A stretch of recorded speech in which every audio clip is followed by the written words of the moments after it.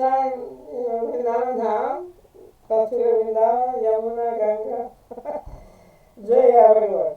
Okay, but today lots of people in India are celebrating Christmas, and these are not Christian people who are celebrating Christmas. That's interesting. And there is a lot of,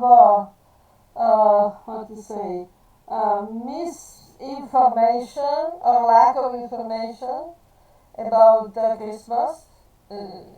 Christmas for most people is about Santa Claus rather than Jesus, which is, at least that's better.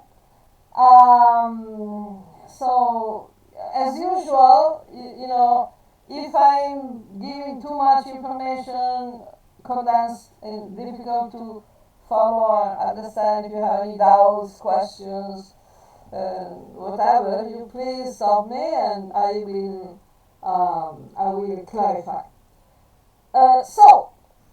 Right, Yeah. Santa Claus.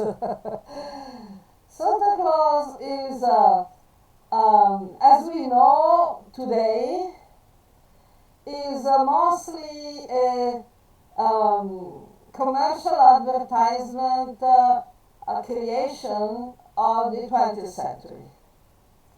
And specifically, the Santa Claus image that people have in their mind was created by the Coca-Cola Company.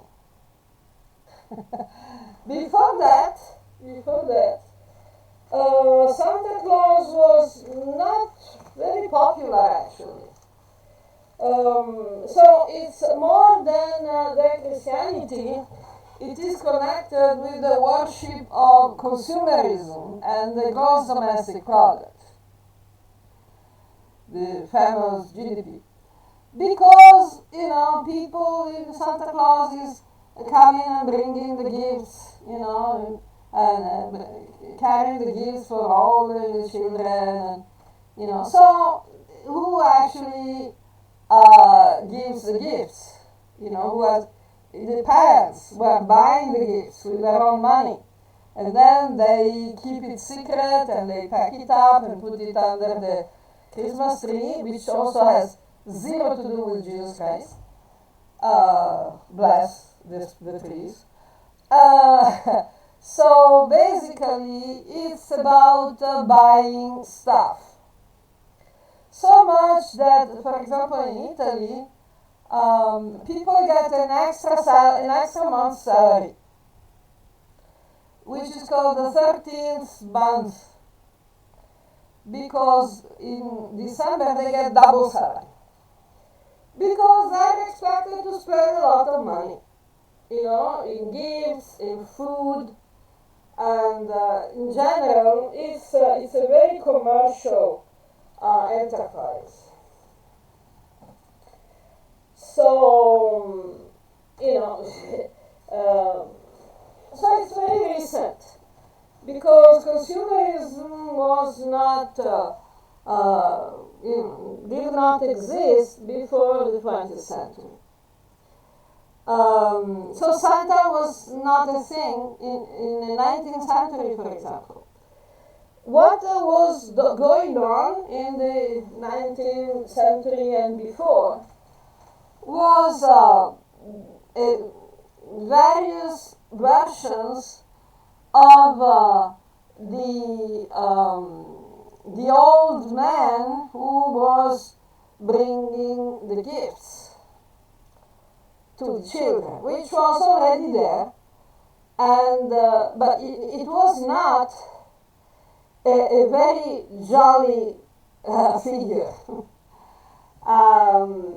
It was a very foreboding figure, because he was coming to reward and punish. So still now some people have this idea that Santa has a list for the good children and another list for the naughty children, nice or naughty. So for the good children he's bringing the gifts, And for the bad children, naughty children, he has some other ideas. But because this was not conducive to commercial advertisement and consumerism, the list of the naughty children has very much disappeared from the scene.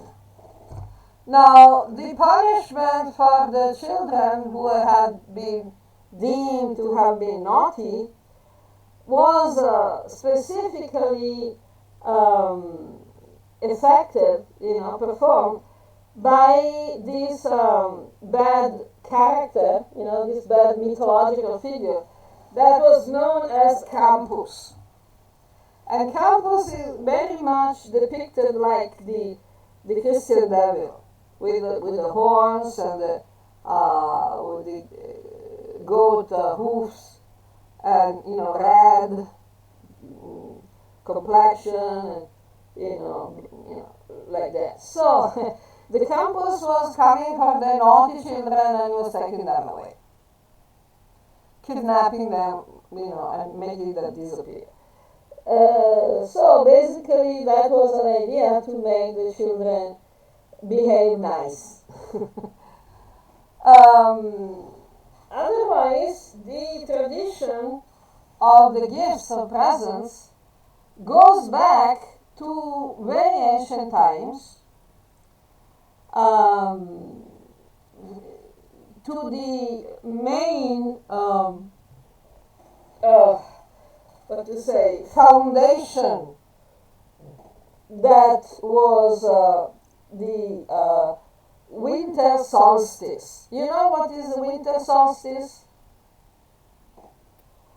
No. Okay. So, the apparent movements of the sun, you know that from Bhagavad Gita, for example, it says that there is the Pitriyana and the Devayana. Means the Yeah. sun is moving north and moving south. 6 months of the year is moving north, and 6 months of the Mhm. year is moving south. Right? This Yeah. explains the fact that the days grow longer and then grow shorter and then grow longer again. This Mhm. is even more obvious if we go further north, because India is still on the tropical region, tropical belt, where the days and nights are not so different. The further north you go, the greater the difference is between day and night. When you go to the North Pole, for example, you have 6 months of day and 6 months of night. Means you go on for 6 months and the sun never sets. It goes through the sky, very slowly, but always stay more or less there. In the other 6 months, the sun never rises. It's all night. Then towards the end of the 6 months, we see little changes coming, just like sunrise and sundown, sunrise and sunset. But it is very slow because the inclination of the axis of the Earth doesn't move so much. So the passage between the 6 months of growing light and 6 months of diminishing light are marked by the solstice. The word solstice literally means when the sun is stationary, means fixed, doesn't move. The Sol is the Latin name of the sun, And sthiti is, even in Sanskrit, it means to stay, to remain. So basically, in the ancient cultures, this period between the solstice and the start the new apparent course of the sun was lasting for 12 days. And still there has been, for a very long time, until recently, there has been the tradition of the 12 days of Christmas. You heard about that? No. So, No. the 12 days of Christmas go from the 21st of December, which is the actual time when the sun slows down and seems to be still. And 21, 22, 23, 24, 25, 26, 27, 28, 30, and 31, which is the 10 days, plus another 2 days. And with the new year, why they're celebrating the new year? Because the sun is starting to move again in the new in the new course. So people are celebrating the rebirth of the sun. Well, at least they were celebrating the rebirth of the sun. So this 25th December is the day when, officially, because also we have other complications like the precession of the equinoxes, which is a little bit complicated, but let's drop it. The 25th December is considered to be the actual moment of rebirth of the sun, when the sun starts again to move very slowly at first, and then gets into the new position. So basically, the precise day was, as I was saying, is a bit controversial because according to the Jyotish, the Vedic astrology, we are now in a quite different position. The Earth is in a different position in respect to the universe, to the constellations, than it was, say, 2, 3, 4, 5,000 years ago.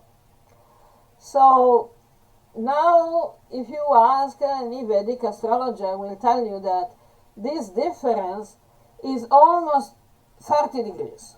Almost. So basically, we have the Kumbha is starting actually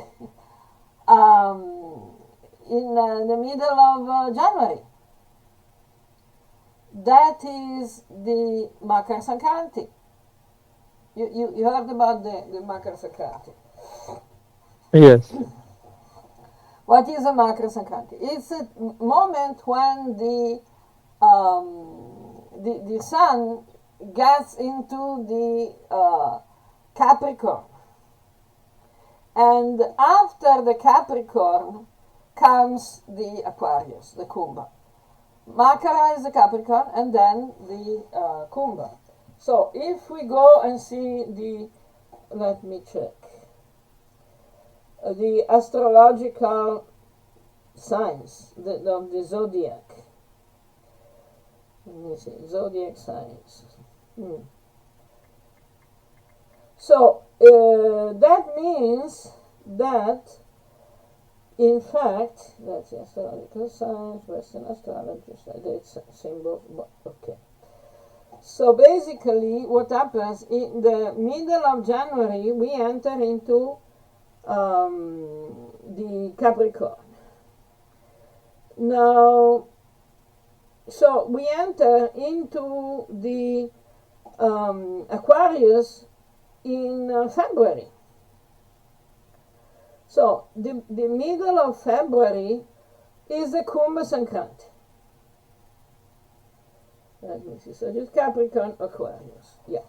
So while in the Western astrology, the Aquarius is starting on January 20 and ending February 18.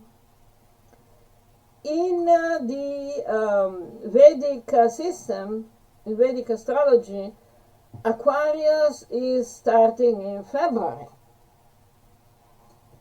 not in January. But for just for the sake of discussion, the winter solstice is considered in the month of Makara, the Sankranti of Makara. So from Makara Sankranti towards the Aquarius, they have a lot of celebrations about the sun. In the ancient religions, you remember we were discussing about that, the sun as this, the center of the solar system, has always been very important, and especially for its cycle of birth and rebirth. Just, specifically for this thing, the solstice that is happening in winter, and then the solstice that is happening in the peak of the summer, and the equinoxes that are happening in November, and also in spring. So this had very important celebrations along the history of mankind back to very ancient times. In the Vedic tradition in Hinduism, we observe these passages by honoring Mother Durga. These are the 4 Navratri Durga Pujas. 2 of these Navaratri Durga Pujas are in the equinoxes, and 2 are at the solstices. Have you ever noticed? Not really. No, timing, I haven't noticed this thing that this is an The equinoxes. most famous Navaratri is the Sharada Navaratri. It is the equinox of the autumn. The Sharad Mass, which is the most important for the harvest in India specifically. But it's, usually November, October, November is everywhere more or less the festival of the harvest. Then we have the solstice. Then we have the other equinox. Navratri is in spring, the spring Navratri. But we also have the other 2 at the solstices. So one in July, 21st June in the Western astrology, and the other is the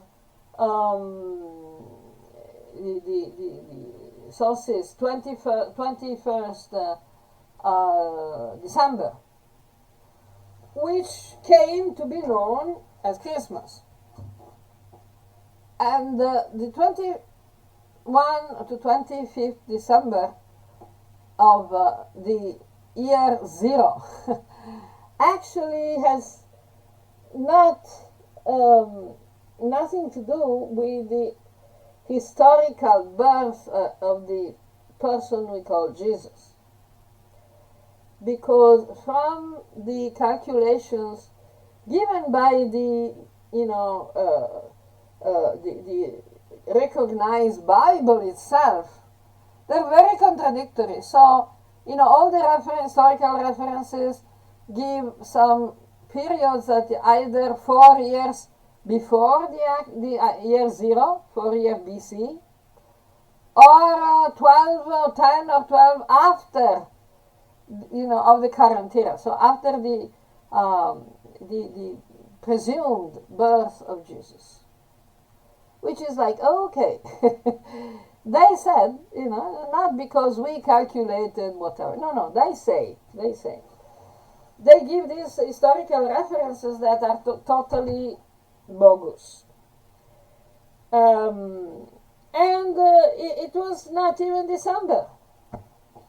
Even the early Christians were speaking about March or April. So December is just about Surya. And the end of the agricultural time, because after the harvest, people just, stock away the food, and then, they don't have anything to do.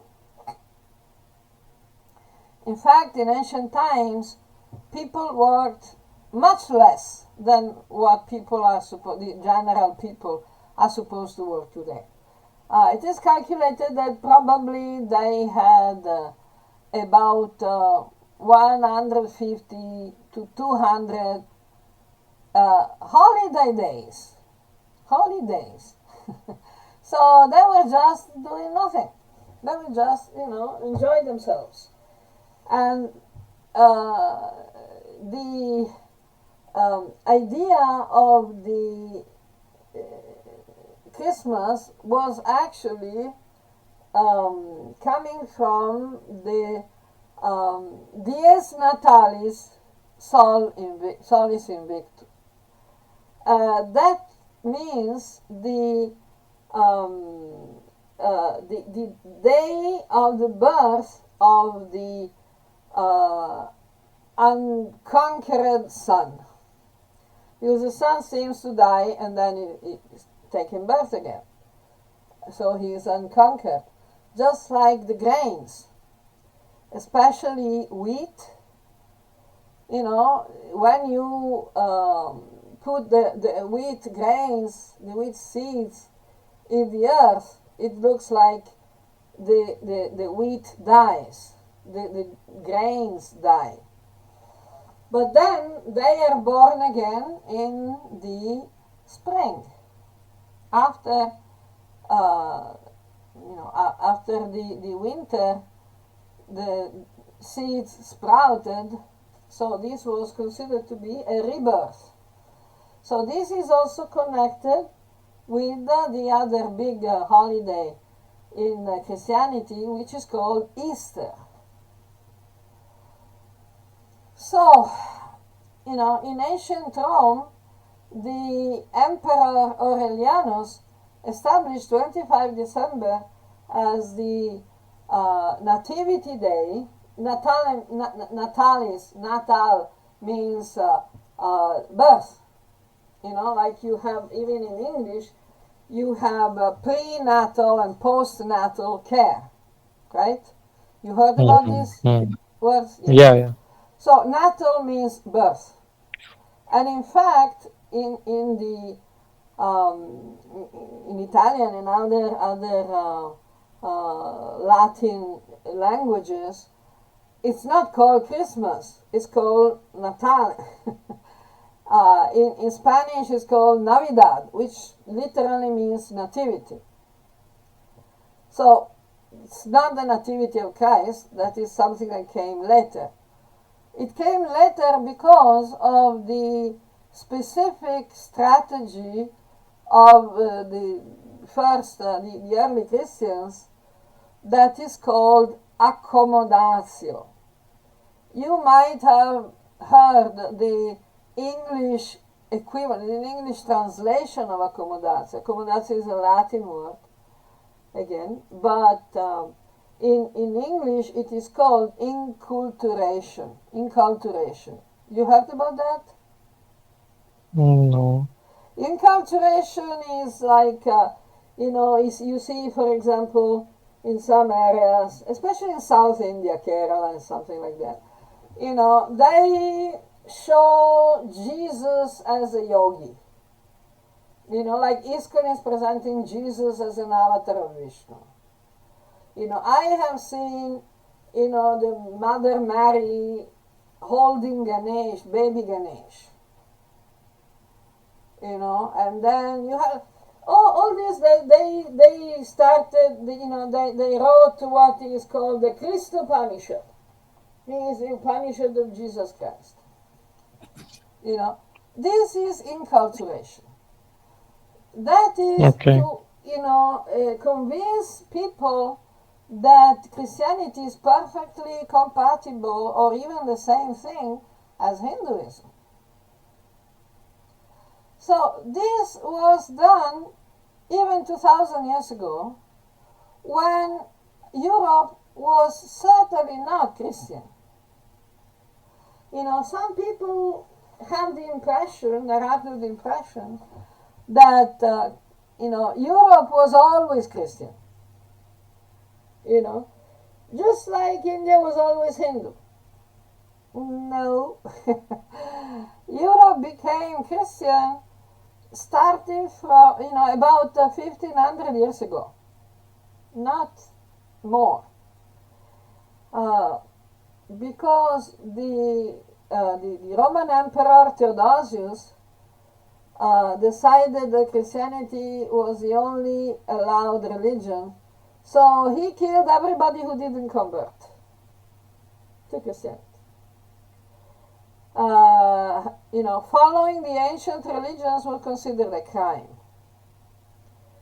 So, for example, I don't know if you heard about Charlemagne, the Charles the Great.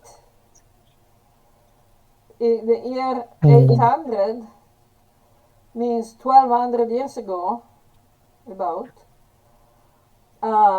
In one day, he killed 4,000 people, all nobles and chiefs and leaders of society, because they didn't want to convert to Christianity. In one day, 4,000. Oh. All the chiefs, all the leaders of the European, the French society, who were very, very opposed to conversion to Christianity. So in one day he killed them all. Okay, but not personally, he had them killed. So this is a rather, recent development.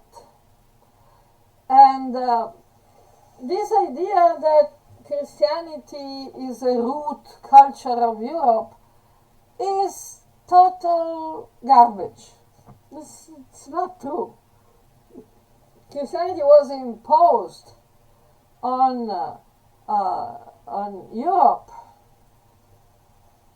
with violence. Just like, people say, they're trying to say that Pakistan was always Muslim, or Kashmir was always Muslim. So when the Hindus were there,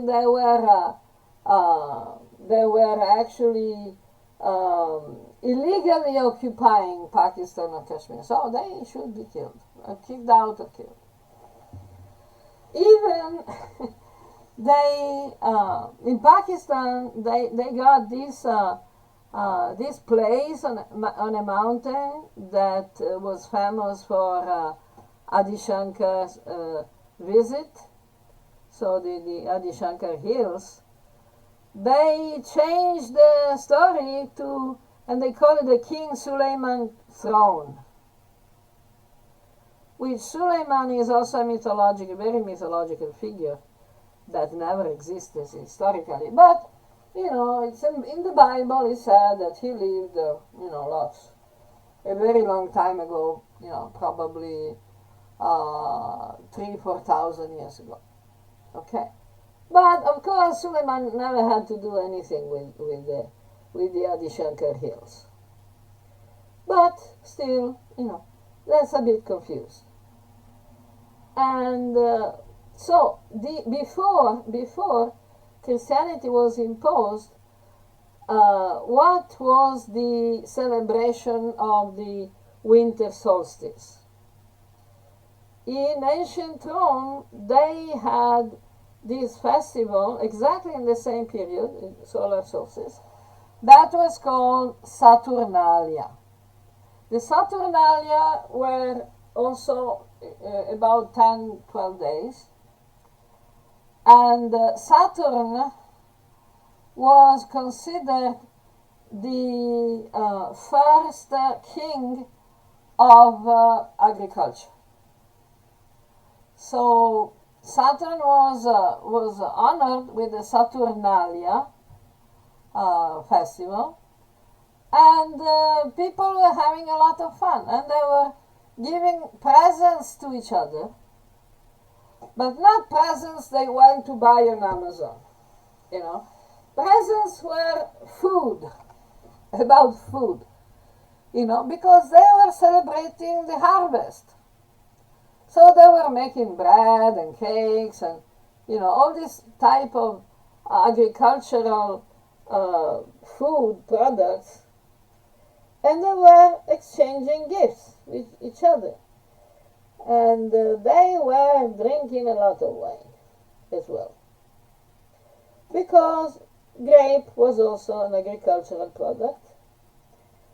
And from the harvest of the grapes, that is in about October, November, then in December you have already the wine, slightly fermented, so it could, all the bacteria were killed, but it was not so strong. Basically, it was lighter, that wine was lighter than some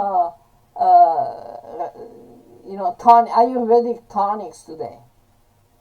If you go, I think they're called Rasa something. And so if you go and see the ingredients of these Ayurvedic tonics, you'll find that there is grapes. Let me find Ayurvedic tonic. And the main ingredient is grapes and herbs, but especially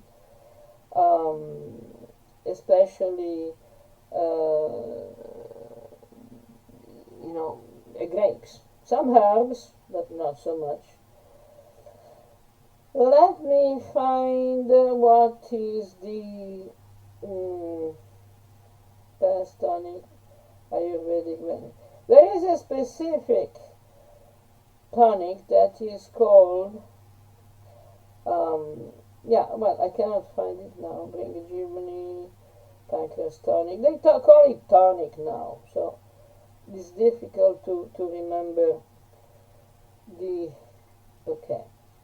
original name. Let me find medicine names and uses. Here we go. Arista.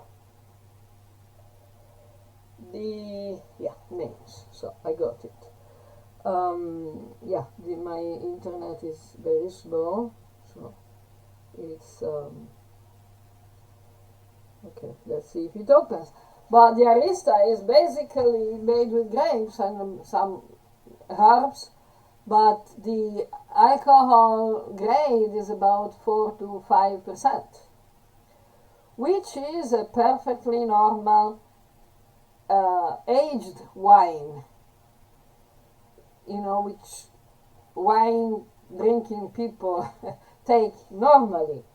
Okay, that the site can be reached. We don't know why. Okay, we'll find. But the arista, I think the arista is Asavarista. Okay, the National Ayush Mission. Okay, no, I don't want to download. I just wanted to open, but okay, no problem. So basically, if you just ferment the grape juice for 1 or 2 months, you don't even come to 4-5% alcohol. So the wine the people were drinking was, very light, but they were drinking a lot, so they could get, really merry, tipsy and particularly joyful, because, that's what it does.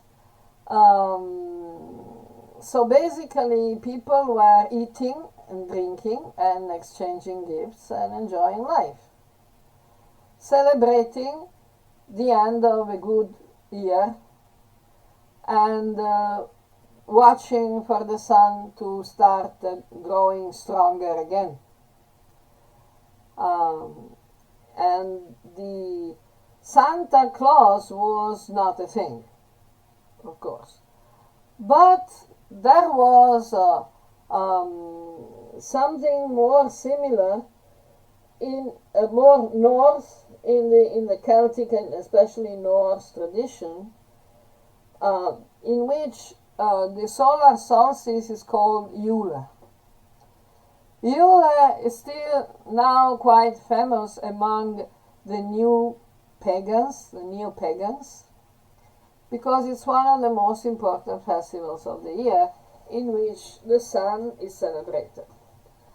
One of the traditions of Yule was a Yule log, which means a tree, Christmas tree.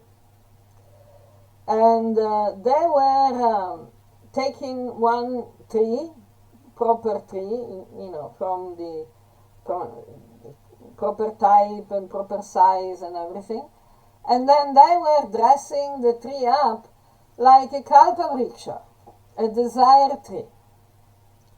So the tree was considered to generate all the gifts. So they were hanging apples, for example, on the tree, which was usually a fir tree, which has nothing to do with apples. Like the Christmas tree that you see still today is not an apple tree. It's a conifer. It's an evergreen conifer tree, usually a fir tree. You know what a fir tree means? No. It's this conical shape thing. Conical, cone shape. Conical, yeah. Yeah, cone-shaped tree that never loses the leaves. That's why it's called evergreen. And Okay. there is a variety in Northern Europe that produces, and also in North America, that produces pine cones. It's a pine tree that produces pine cones in which the seeds are contained, and these are called pine nuts. And they're extremely expensive because they're very difficult to harvest and they're very small. So compared to other nuts, it's just like, wow. It's about 5 to 6 times more expensive than the normally expensive nuts.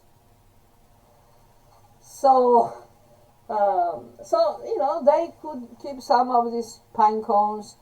And these pine cones, after removing the nut, they're very good for burning. They're very rich firewood, because they're practically wood, but they're very rich in resins, so they burn splendidly. So basically, the pine tree was considered sort of kalpavriksha. Now, in India, especially in South India, the kalpavriksha is connected with the coconut tree. You heard about this? Coconut tree being like a kalpavriksha because it's giving, everything. The coconut, the water, coconut water, and the fiber from the coconut husk, and the leaves, and the trunks for building, and it keeps giving, and it gives a lot of coconuts. So that's why it's connected, is described often as a kalpavriksha. Kalpavriksha is a desire tree, wish fulfilling tree, that is given so many things, so many things, different things. So that was the position of the fir tree in Northern Europe. So it was giving these pine nuts, it was giving very good wood, burning wood, building wood. The pine trees are very straight, so they can, they are excellent building wood. So they were taking this special tree and dressing it up with all sorts of nice things. If they could get oranges, they would also pin oranges on the tree.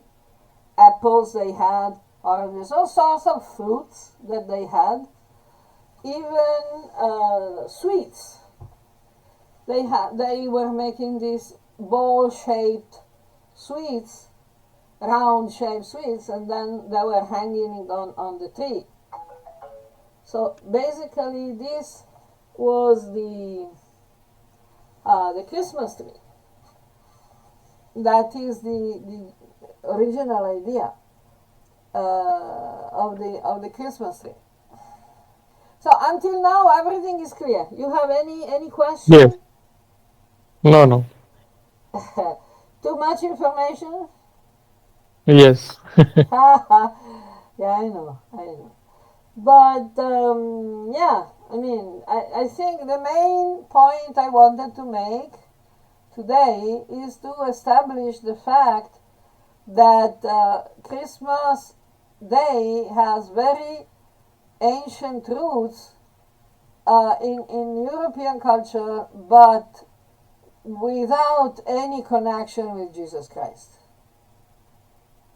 Mhm. Jesus is, like totally, almost totally irrelevant. But of course, Christians are trying to make it about Jesus. But, has nothing to do with Jesus. Okay, so we'll allow, all these little Indian Santas running around, dressed as little Santas, which is okay. It's better than better than dressing children like Jesus, I suppose. So yeah, basically this is the situation. As usual, if you want to ask some questions, point some points and whatever, you please let me know. You write it down so we can elaborate more. So you mentioned about that the Santa Claus came from that Coke ad or something, right? From what? Sorry? The Santa Claus concept came from advertisement by Coca-Cola, Ah, yeah. right? Mostly, yeah. Yeah. So what was the sequence? What was the history? How it changed this and how it came to what we are currently Oh, doing in yeah, India, at least. right. Actually, you know what? At some point at the beginning of the colonization of the Americas, Mm-hmm. one of the main groups that moved to North America was the famous Puritan pilgrims, which didn't want to celebrate Christmas. Actually, they outlawed the celebration of Christmas in their colonies because they considered it a pagan festival. Because Santa Claus was actually called Odin before. Odin is the father of all, the All Father. In Celtic and Norse tradition, is the father of all the gods and all the men. So, it was in Norse tradition, it was Odin who was going around, at the solstice checking, if people had been good or bad, and giving them presents and blessings. And in exchange, the people were preparing some food. Like today, still they have this idea of making, putting cookies and milk, for Santa. And then it was, all the fiction grew around it. So we have, Santa Claus is traveling on a sled pulled by flying reindeer, which is very much Norse stuff, Northern European stuff, because the snow and the sleigh is typical a Viking, Norse thing, because sleighs are used only when there is sufficient snow, because otherwise they're very impractical, they're not practical at all. And the reindeers were actually, the reindeer was, lived in the Northern Europe. But the idea of Nicholas, Santa Claus, coming from Saint Nicholas, that came from Southern Europe. So they tried to appropriate, to inculturate, to hijack the tradition of Odin going around giving gifts to children with a Christian saint that too bad actually didn't exist at all. It's not historical, and the evidence is that there are two bodies of this saint Saint Nicholas in two different churches. So, okay, yes, something is wrong. And in the same way, in the Middle Ages in Europe, they had, the church, specifically the Catholic Church, the Vatican, had this mania of the relics, holy relics, which means pieces of the body of saints or Jesus or Mother of Jesus or whatever. So, like for example, and these pieces of bodies are body-related objects were kept on the altar in churches, and people paid a lot to go and see them. So they were very good business, and that's what. The main reason why Martin Luther started the Reformation and created the Protestant Christianity. So, in the 1700s there was Voltaire, for example, in the Enlightenment age, that was commenting with all the fragments of the cross of Jesus, one that were circulating in Europe at the time, one could build an entire fleet of ships. So, like, there were so many fragments of the cross, of nails of the cross, So there were hundreds and hundreds of nails of Jesus' cross, which were supposed to be only 3, but it's okay.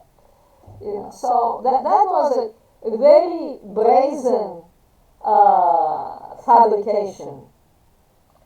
So this Saint Nicholas idea, if you ask a Christian, they will say the Santa Claus was a Christian saint, that was taking care of the children, the poor children, giving to the poor children, but it never existed. Very likely they took the idea from, Hotei. This is the laughing Buddha. If you have seen it, The laughing Buddha, I know. Yeah, Hotei. This, guy with a very big belly and laughing like crazy. He was very happy, the laughing Buddha. And also there is a similar legend, because this Hotei was supposed to have been going around with a big sack full of food and toys and everything, and then he was collecting from bhiksha, asking alms, from different houses, and then he was going to a place, and all the children ran to him, and he was distributing the food and toys. And the same way, it seems like Hotei never really existed. It was a Buddhist inculturation of one ancient Chinese deity, the deity of prosperity, which can be connected, I believe, with Ganesh. Because Ganesh is also a symbol of prosperity and has a big belly. So you see, everything is connected, but it depends on which label you want to stick on the archetype. And my Mm-hmm. point is the archetype of Christmas was much before the so-called birth of Jesus. Just like the swastika. The swastika existed thousands and thousands of years before Hitler. But, Mm-hmm. Hitler said, okay, we like this one, it's ours. So the Christians did the same with the Christmas tree and the birth of the Sol Invictus and all this stuff. So here we go. Okay, did I answer your question? Yes, yes. Okay. So I let you go to do your things, and if you have any idea, please write them down for next time. Sure. Jai Jagannath, Jai Sri Jai Ram. Jagannath. Jai Radhe.